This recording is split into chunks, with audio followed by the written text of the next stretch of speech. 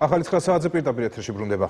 საქართველოში ისევ სტიქით მიყენებულ ზარალს ითვლიან. სამეგრელო გურია აჭარა კახეთი ძლიერმა წვიმამ და სეტყვამ ამჯერად კვალი 4 რეგიონში დატოვა. წყალდიდობის შედეგად განადგურებულია მოსავლის ნაწილი და დაზიანებულია ინფრასტრუქტურა. განსაკუთრებით მძიმე სიტუაცია სენაკში, სადაც წინასწარი მონაცემებით ზარალის ოდენობა 800,000 ლარს აღწევს. სტიქიის გამო რაიონიდან რამდენიმე ოჯახის ევაკუაციაც მოხდა, თუმცა ამ დროისთვის ევაკუირებულები უკვე სახლებში იმყოფებიან. 25 წუთის განმავლობაში მიდიოდა სხვილი ზომის სეტყვა, გაანადგურა მთლიანი მოსავალი.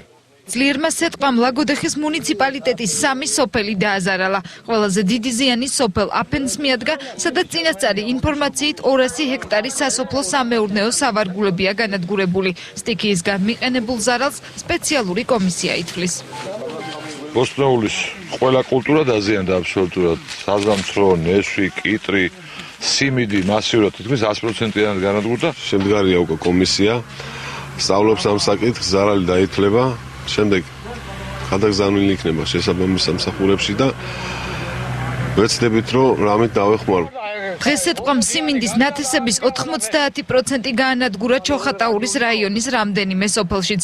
სეტყვას ძლიერი ქარი მოხვარის გამოც მოთხრილია ათეულობით ხე და დაზიანებულია ნარგავები. სოფელ იანეულში მთლიანად განადგურდა ქარსაცავი ზოლი. მოსახლეობა დახმარებას ხელისუფლებას თხოვს. მოვარდნილმა გრიგალმა მთელ სოფელს დაუზიანა საყანე ფართობები, თითქმის მოსავლის 100% განადგურებულია, ქარსაცავის ზონაში ხეები მთლიანად ძირფესურანდანეს ამოთხრილი და ძალიან დიდი ზარალია მიყენებული სოფელში.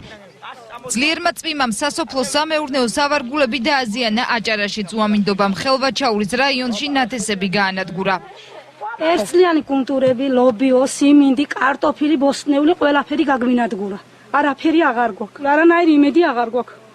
ყველაფერი განადგურებულია 5000 მეტრ მიწაში გვაქვს ყველას დათესილი, მაგრამ არაფერი არა. უკვე ცნობილია ზარალის ოდენობა, რომელიც წყალდიდობის შედეგად სენაკში საგზაო ინფრასტრუქტურასა და წყალგაყვანილობის სისტემას მიადგა. რაიონში გაწმენდითი სამუშაოები დღეს დილიდან დაიწყო. ადგილობრივ მოსახლეობას დახმარებას სამხედრო მოსამსახურეებიც უწევდნენ.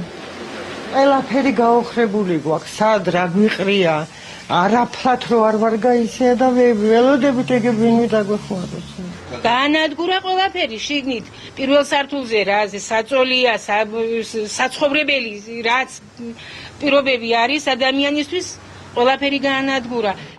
სტიქიის შედეგად მიყენებულ ზარალზე დღეს მთავრობის ხდომაზეც იმსჯელეს. რეგიონული განვითარებისა და ინფრასტრუქტურის მინისტრის განცხადებით, ზიანის სალიკვიდაციო სამუშაოები უკვე დაწყებულია. ამ დროისთვის სენაკის ყველა აბონენტს ელექტროენერგიის მიწოდებაც აღუდგა. შედეგები მიახლოებით დათვლილია, ეს არის 800,000 ლარამდე ინფრასტრუქტურული ზიანი, რაც მიადგა მუნიციპალიტეტში საგზაო ინფრასტრუქტურას, ასევე წყლის სისტემას. პირველადი, ასე ვთქვათ, ზიანი, რაც იყო და ადგილობრივი ტექნიკის მხარდაჭერით იქნა ლიკვიდირებული, სხვა დანარჩენზე მთავრობის მიერ გამოყოფილი დაფინანსებიდან გამომდინარე, გამარტივებული შესყიდვის წესით წავა სამუშაოებში. დამაიმედებელ პროგნოზს ვერ აკეთებენ სინოპტიკოსები. ქვეყნის მთელს ტერიტორიაზე გამოდარებას ხვალიდან ელოდებიან, თუმცა მხოლოდ რამდენიმე დღით.